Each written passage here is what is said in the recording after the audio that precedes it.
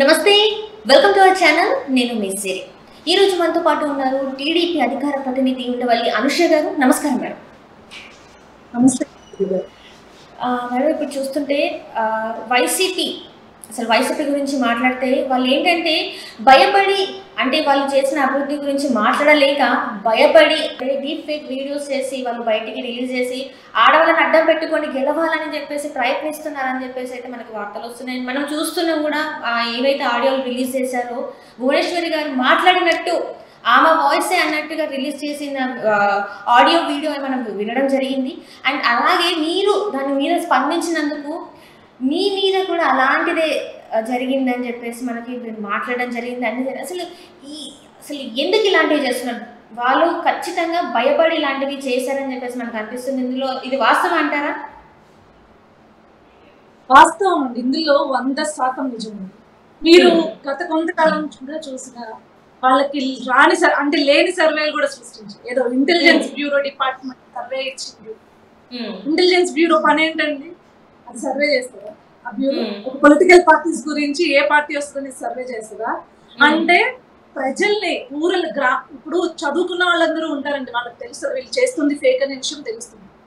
ఎంతలో కొంతైనా సరే గ్రామాల్లో ఉండే చదువుకుని ప్రజలను లేకపోతే పెద్దవాళ్ళను నమ్మించడానికి వీళ్ళు ఏ స్థాయికి అయినా దిగజారుతారు అని చెప్పేసి మనం చూసుకోవచ్చు. ఇంటెలిజెన్స్ బ్యూరో ఐబీ ఒక రిపోర్ట్ ఇచ్చింది. అది ఏంటంటే జగన్మోహన్ రెడ్డి గారు మళ్ళీ అత్యంత మెజారిటీతో గెలుస్తున్నారని ఒక రిపోర్ట్ ఇచ్చిందండి. ఏది ఇంటెలిజెన్స్ బ్యూరో. అక్కడి నుంచి చూస్తే మనం వరుసగా వీళ్ళు చేసిన ఫేక్ నరేటివ్ అంతా మనం చూసుకోవచ్చు. కొన్ని చోట్ల తెలుగుదేశం పార్టీ లీడర్లందరూ కూడా వైసీపీకి వెళ్ళిపోతున్నారు అని చెప్పేసి నిన్న మనం చూసుకున్నాం అండి. వర్మ గారు కూడా ఆయన ప్రచారం చేస్తుంటే రాబోయే రోజుల్లో వైసీపీలో జాయిన్ అవుతున్నారు అని చెప్పేసి వాళ్ళు ఫేక్ నరేటివ్స్ స్ప్రెడ్ చేస్తున్నారు. అంటే ఈ క్రమంలోనే వీళ్ళకి చెప్పుకునేదానికి చేసింది ఏమీ లేదండి. ఇంటికి వెళ్తుంటే ఎవరైనా ఇప్పుడు ఏదైతే ఎమ్మెల్యేలను సగానికి సగం మందిని మార్చేశారు, మొహాలు చూపించడానికి చెల్లక కొత్త వాళ్ళని పెడితే అయినా కొద్దో గొప్ప మాకు ఓట్లు పడతాయనే దాంతో కొంతమందిని కొత్త వాళ్ళని తీసుకురావడం జరిగింది. ఒకవేళ వాళ్ళు కూడా క్యాంపెయినింగ్ కి వెళ్తున్నా కూడా ప్రజలు డైరెక్ట్ గా అడుగుతున్నారు, అయ్యా నువ్వు మాకు చేసింది ఏమీ లేదు కానీ ఇంత పెద్ద చాంతాడంత లిస్ట్ ఇచ్చి నేను నీకు 3 లక్షలు చేసాము 4 లక్షలు చేసామని చెప్తున్నావు, తీరా చూస్తూ నువ్వు మాకు చేసింది ఏది లేదు ఎలా చెప్తున్నావు అని చెప్పేసి నన్ను అడగడం జరుగుతుంది, నాకు క్వశ్చన్ చేయడం జరుగుతుంది. సో మీరు ఎక్కడ చూసుకున్న జగన్మోహన్ రెడ్డి సిద్ధం బస్సు యాత్రలతో సహా అన్ని అట్టర్ ఫ్లాప్ అయినాయి. దాని పర్యవసానమే ఈ రోజు భువనేశ్వరి గారి పైన ఇట్లాంటి ఒక ఫేక్ వీడియో చేస్తే మొత్తం ఒక ట్రాన్స్ లోకి తీసుకెళ్దాం జనాల్ని, ఒక ఫేక్ నరేషన్ లో సెట్ చేద్దాం, దీని గురించే మాట్లాడుకుంటారు, మన క్యాంపెయినింగ్స్ గురించి మాట్లాడుకోరు, మన బస్సు యాత్రల గురించి మాట్లాడుకోరు అని చెప్పేసి ఈ రోజు ఏం చేస్తున్నాడు అంటే భువనేశ్వరి గారిని ప్రతిపక్ష నాయకులు, ముఖ్యంగా ప్రతిపక్ష నాయకుల యొక్క మహిళల్ని తీసుకొచ్చి భార్యల్ని తీసుకొచ్చి వాళ్ళ ఇళ్లలో భార్యల్ని తీసుకొచ్చి ఈ రకంగా మాట్లాడారు. ఒక ముఖ్యమంత్రి స్థాయిలో ఉండి ఒక ప్రతిపక్ష నాయకుడి యొక్క భార్యల గురించి మాట్లాడుతున్నాడు అంటే ఏ స్థాయికి అతను చెప్పింది చేసింది చెప్పుకోలేక దిగజారిపోయి ఏ స్థాయిలో అతను అభద్రతా భావంలో బతుకుతున్నాడు అనేది తెలుస్తుంది. దాన్ని ప్రశ్నించిన మాలాంటి వాళ్ళు ఏదైతే ఒక మహిళ గురించి అంత దారుణంగా భువనేశ్వరి గారి నేచర్ గురించి ప్రతి ఒక్కరికి తెలిసిందేనండి. నాట్ ఈవెన్ తెలుగుదేశం పార్టీ కార్యకర్తకే కాదు, ఆవిడ్ని ప్రత్యక్షంగా చూసిన వాళ్ళకి కానీ పరోక్షంగా చూసిన వాళ్ళకి కానీ ఆవిడ ఎంత శాంత స్వభావి అని తెలుసు, ఆవిడ ఎంత మితభాషి. ముందుగా నిజం గెలవాలి ప్రోగ్రాముల్లో ఆవిడ మొదటి స్పీచ్లు మీరు చూసుకుంటే ఆవిడ మాట్లాడడానికి కూడా ఇబ్బంది పడి ఆవిడ ఏమంటే షైన్ చేసుకున్నారు. ప్రజాక్షేత్రంలో ఈ రోజు నేను మాట్లాడుతున్నాను కాబట్టి నేను మితభాషనే ఆవిడ చెప్పుకున్నాను. ఆవిడ లాంటి ఒక శాంత స్వరూపిణి దగ్గర నుంచి ఇలాంటి మాటలు వస్తాయి అని అంటే కనుక నిజంగా మనం ఎక్స్పెక్ట్ చేయడం మామూలుగా జనరల్ పబ్లిక్ కూడా చిచ్చి ఆవిడ అసలు అట్లాంటి చేయడం తెలుసు. కానీ నమ్మించేదానికి ఏ స్థాయికైనా మేము వెళ్తాము, మా దగ్గర డీప్ టెక్నాలజీ ఉంది, సాక్షి మీడియా ఉంది, ఆ సాక్షి మీడియా నుంచి మేము ఏదైనా మెనిపులేట్ చేయగలము అని చెప్పేసి మరొకసారి చూపించుకుంటున్నాడు.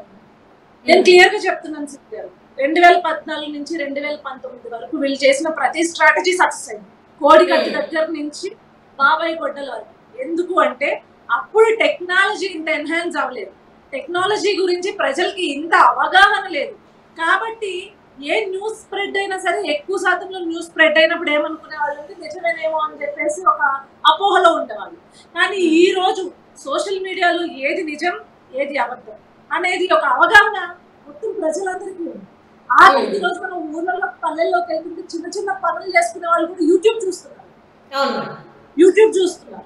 అంటే వాళ్ళకి ఎంత అవగాహన వచ్చిందో చూడండి టెక్నాలజీ పైన. వాళ్ళు కూడా ఏది నిజం ఏది అబద్ధం అని తెలుసుకునే దాంట్లో ఉంది. అలాంటిది ఇన్ని గొప్ప పనులు చేసిన ఆవిడ ఎన్టీఆర్ ట్రస్ట్ ద్వారా రాష్ట్రానికి ఈవెంతో ప్రతిపక్షంలో ఉన్న ప్రతిపక్ష నాయకుడి భార్య అయినా సరే తన కర్తవ్యాన్ని ఎక్కడా విస్మరించకుండా, వరదలు వచ్చినా లేకపోతే ఎలాంటి న్యాచురల్ కలామిటీస్ వచ్చినా తనంటూ ముందుండి ప్రతి చోట కూడా ఆవిడ సహాయం చేసిన ఎంతో మంది పిల్లల్ని చదివిస్తున్న ఆవిడ. ఈ రోజు ఆవిడ పైన ఒక నింద వేసేసి దాని గురించి మనం పబ్బం కట్టుకుందాం. ఒక 5-6 రోజులు ఇదే డిస్కషన్ ఉంటుంది. మన క్యాంపెయిన్స్ గురించి మాట్లాడరు ఎవరు. వైఎస్ఆర్సీపీ పార్టీ నుంచి ఎంతో మంది సెకండ్ గ్రేడ్ లీడర్స్ కావచ్చు, ఎంతో మంది నాయకులు కావచ్చు, ఎమ్మెల్సీ పదవుల్లో చేసిన వాళ్ళు కావచ్చు. ఈ రోజు డొక్కమని కివర్ ప్రసాద్ గారు కూడా నిన్నగాక మొన్న జాయిన్ అవ్వడం జరిగింది. అక్కడికి వెళ్ళి వాళ్ళకి దండం పెట్టి బాబు ఇదేంటి అని చెప్పేసి మళ్ళీ వెనక్కి తిరిగి టీడీపీలో రావడం జరిగింది. ఇలాంటి విషయాలన్నీ కూడా పక్కన పెట్టడం కోసం ఒక ఫేక్ నరేషన్ తీసుకొచ్చాం. అలాంటి దాన్ని మేము జనాలకు చెప్పే బాధ్యత మా పైన ఉంది. కాబట్టి నేను కానీ నా కొలీగ్స్ ఎవరైతే కొలీగ్స్ ఉన్నారో మహిళలు వాళ్ళందరూ కూడా దీని గురించి గళమెత్తి మాట్లాడితే ఇది తప్పు అని చెప్తే ఏం చేశారు అనేది మనం చూస్తూనే ఉన్నాం. ఒక పేపర్ ఆర్టికల్లో ఎంతో అసభ్యంగా మమ్మల్ని మార్పులు చేసి దాంట్లో మా గురించి చాలా చాలా దారుణమైన రాతలు రాశారు. ఇలా ఎవరు దిగజారుతారండి? కేవలం వైసీపీ వాళ్ళు మాత్రమే ఇలా దిగజారుతారు. పత్రికా విలువలు అనేవి కొన్ని ఉంటాయి. ప్రతి పత్రికకి పత్రికా విలువలు అనేవి కొన్ని ఉంటాయి. ఇది నేను 100% చెప్తున్నాను. దీని గురించి ఎక్కడికి డిబేట్కి రమ్మన్నారో వస్తాను. సాక్షి ఛానల్లో తయారై వస్తున్న పేపర్ క్లిప్పింగ్స్ ఇవన్నీ కూడా ఆర్టికల్స్, దానికి ఊరు పేరు ఉండదు. సాక్షి ఫోంట్ లోనే, ఎందుకంటే ప్రతి పేపర్ కి ఒక రిజిస్టర్డ్ ఫోంట్ ఉంటుంది, ఒక రిజిస్టర్డ్ కలరింగ్ ఉంటుంది. సాక్షి పేపర్ ఫోంట్ లోనే ఇది స్వయంగా భారతి రెడ్డి, మళ్ళీ క్లియర్ గా చెప్తున్నా, స్వయంగా ఒక శంకిని లంకిని ఢాకిని లాంటి ఒక భారతీ రెడ్డి కనుసన్నల్లోని ఈ మాఫియా అంతా కూడా నడుస్తుంది. రాష్ట్రంలో వాళ్ళ గురించి అంటే అధికార పక్షాన్ని ప్రశ్నించిన జగన్మోహన్ రెడ్డిని వేలెత్తి చూపించిన ఇలాంటి డీప్ ఫేక్ ఆడియోలు కావచ్చు, లేకపోతే దాన్ని మేము ప్రశ్నించినందుకు మాలాంటి వాళ్ళపైన అతి జుగుప్సాకరమైన రాతలు రాయించేది భారతీ రెడ్డి స్వయంగా. అందుకనే నేను భారతీ రెడ్డిని నిస్సందేహంగా క్వశ్చన్ చేస్తున్నాను నిన్నటి నుంచి. సిగ్గుందా నీకు అని చెప్పేసి. ఇద్దరు ఆడబిడ్డలకు కన్న తల్లి, రేపొద్దున నీ ఆడబిడ్డల పైన అలాంటి రాతలు రాసే టెక్నాలజీ అందరికీ అవైలబుల్ గా ఉన్నప్పుడు అలాంటి రాతలు రాస్తే నువ్వు ఏం చేస్తావు అని అడుగుతున్నాను. నీలాంటి దాని వల్ల, నీలాంటి ఒక నీచమైన ఆడదాని వల్ల ఈ రోజు రాష్ట్రంలో ఉండే ప్రతి మహిళకి విలువ లేకుండా పోయింది. ఈ రోజు ఒక విష సంస్కృతిని ఈ రోజు తీసుకొచ్చిందండి. ఆంధ్ర రాష్ట్రానికి ఎప్పుడూ లేని విష సంస్కృతిని తీసుకొచ్చింది.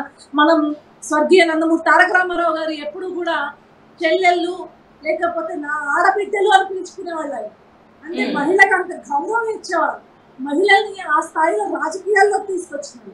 చంద్రబాబు నాయుడు గారు అయితే ఒక దళిత మహిళ ప్రతిభా భారతి గారిని స్పీకర్ గా కూర్చోబెట్టారు. అంటే మహిళలకి తెలుగుదేశం పార్టీ ఎంత ఉన్నతమైన స్థానం కల్పిస్తుంది, వారిని ఒక ఆత్మగౌరవాన్ని ఏ స్థాయిలో నిలబెడుతుంది, వాళ్ళకి ఏ స్థాయిలో వాళ్ళకి ఒక పీఠాన్ని వేస్తుంది అనేది తెలుగుదేశం పార్టీ నిరూపిస్తుంటే, ప్రత్యక్షంగా వీళ్ళు ఏం చేస్తున్నారు అంటే మహిళలకి క్యారెక్టర్ లేదు. స్వయంగా సొంత చెల్లైనా సరే తల్లైనా సరే మహిళ అనే దానికి క్యారెక్టర్ ఉండదు. జగన్మోహన్ రెడ్డిని ప్రశ్నిస్తే అనేది ఈ 5 ఏళ్లుగా నిరూపిస్తూనే ఉన్నారు. ఈ రోజు దీనిపైన పోరాటం చేయకపోతే ఈ భారతీ రెడ్డి అని ఒక రాక్షసి చేతిలో అధికారం ఉంటే, ఎక్సెప్ట్ భారతీ రెడ్డి తప్పించి రాష్ట్రంలో ఉండే ప్రతి మహిళ, ఆఖరికి జగన్మోహన్ రెడ్డి తల్లిని కూడా అత్యంత దారుణంగా చూపించే స్థాయికి ఈ రోజు భారతీ రెడ్డి దిగజారిపోయింది. రైట్. అంటే ఇక్కడ చూస్తుంటే వీళ్ళవి ఏవైతే వీడియోస్ ఇవన్నీ ఆడియోస్ కావచ్చు, ఏదంటే భయపడి, అంటే వైసీపీ నుంచి అందరూ కూడా అసలు వైసీపీ పార్టీలో అభ్యర్థుల్లో కొరత ఎంత ఉందో మనం చూస్తున్నాం. ఈ రోజు కూడా ఇప్పుడు ఒక 15 రోజులు 20 రోజులలో మనకి ఎన్నికలు ఉన్నాయి. ఈ టైంలో కూడా టీడీపీలోకి చాలా మంది వైసీపీ నేతలు అయితే రావడం జరుగుతుంది. సో దీనికి భయపడి వీళ్ళు ఇలాంటి చర్యలకు పాల్పడుతున్నారు అనుకోవచ్చా? ఖచ్చితంగా అంతే అండి. మీకు చూసుకోవచ్చు, తెలుగుదేశం పార్టీ నామినేషన్ల పర్వం, ప్రతి అభ్యర్థి నామినేషన్ ఒక జన జాతరలా జరిగాయి, ఒక విజయోత్సవ ర్యాలీలా జరిగాయి. కానీ మనం ఎక్కడైనా సరే వైఎస్ఆర్సీపీ ర్యాలీలు ఆ మాత్రం ఆ స్థాయిలో చూసాం. ఆఖరికి జగన్మోహన్ రెడ్డి ర్యాలీ కూడా జరగలేదు. కాబట్టి ఇవంతా కూడా జనం చర్చించుకుంటారు. ఇక్కడి నుంచి వలసలు వెళ్ళిపోతున్న వారి గురించి చర్చించుకుంటారు. అంటే మనం ఓడిపోతున్నామనే ఒక వేవ్ పూర్తిగా కనిపించింది. కాబట్టి ఇలాంటి అసభ్యమైన పనులకు దిగజారితే ప్రజలకి ఎంతసేపు దీని గురించి ఆలోచిస్తారు.